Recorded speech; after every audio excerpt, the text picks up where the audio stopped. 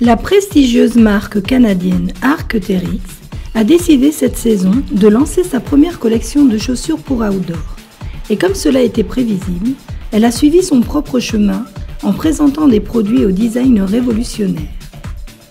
Il s'agit de chaussures d'approche Acryx et de bottes Boramide avec des attaches aux chevilles.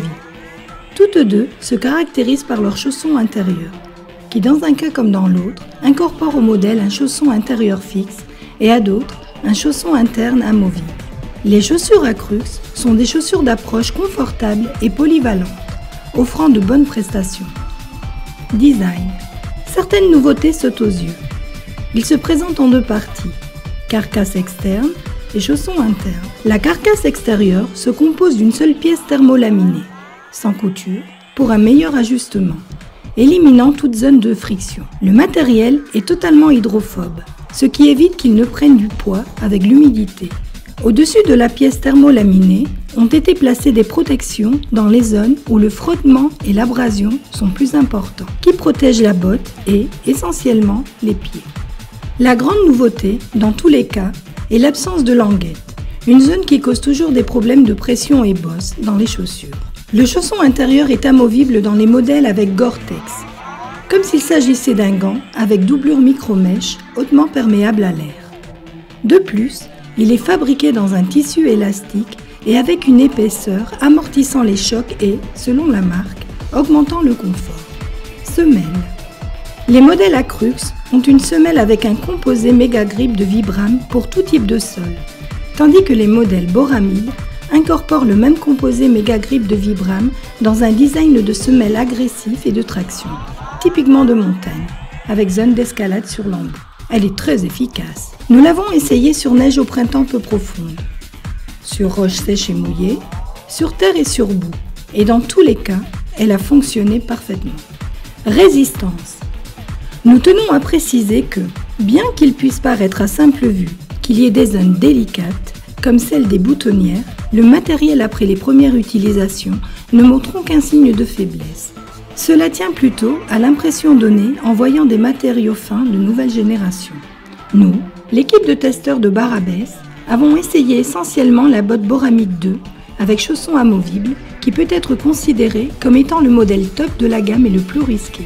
La chaussure Acryx que nous avons chaussée fonctionne à merveille, mais bien évidemment, les différences sont minimes par rapport à un système normal.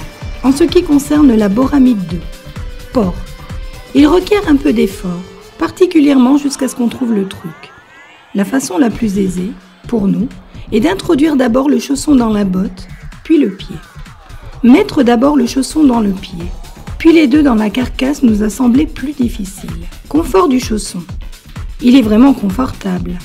Il s'ajuste comme un gant sans forcer, mais il faut prendre soin de bien choisir la taille. Le chausson interne des modèles Bora 2 et Acryx 2 peut s'extraire de la botte. Le chausson possède une plante de pied plus rigide. Il est très confortable et efficace, et il est conçu pour être utilisé comme chaussure de randonnée pour pouvoir marcher sur les sentiers pédestres parsemés de refuges et d'auberges. En marchant, s'il s'ajuste correctement, et cela est important, la botte est très confortable et l'amortissement et l'ajustement sans point de friction produit par le chausson se sent. Nous recommandons de faire quelques pas avec elle avant de serrer avec fermeté les lacets. La légèreté dans la zone de la languette se perçoit également, car elle ne serre pas. La botte soutient la cheville, même si la tige est on ne peut plus flexible. Plus qu'une botte de montagne, nous pourrions dire qu'il s'agit d'une botte pour sentiers et terrains abrupts qui possède une protection de cheville qui nous proportionne davantage de soutien et surtout de protection face aux rochers, etc. Elle stabilise, mais n'empêche pas les mouvements à l'heure de soulever les jambes, etc.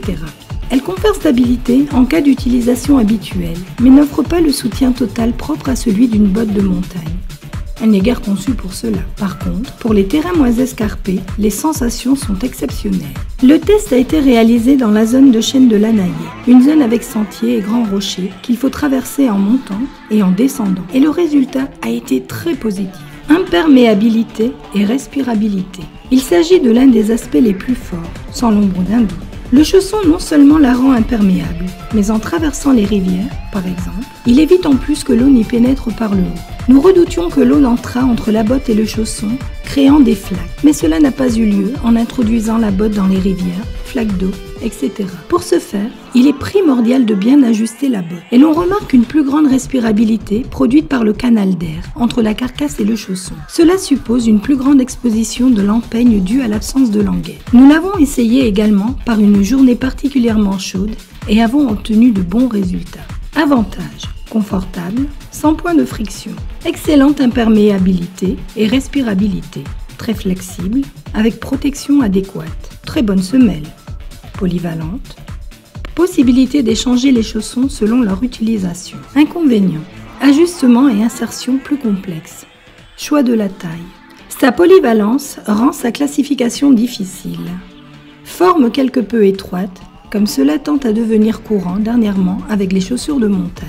Conclusion: un nouveau système si radicalement différent qu'il surprend. Après l'avoir essayé, nous tenons à dire qu'il recèle de bonnes idées qui peuvent être transposées correctement. Il ne faut pas les confondre avec des bottes de montagne pour terrain particulièrement escarpé et 3000 où des chaussures de ce type ne s'emploieraient pas. Elles peuvent convenir là-bas, mais les versants montagneux moyens et forts ne sont pas son terrain de prédilection. Nous les recommandons à ceux qui transiteraient sur des terrains de sentiers de montagne, comme la plupart des randonnées de GRS. Ces bottes confèrent un petit plus en matière de stabilité, confort, protection, respirabilité et imperméabilité nécessaires. Elles sont très souples, mais elles protègent davantage et fonctionnent bien dans les zones de dépassement de rochers et flancs de montagne.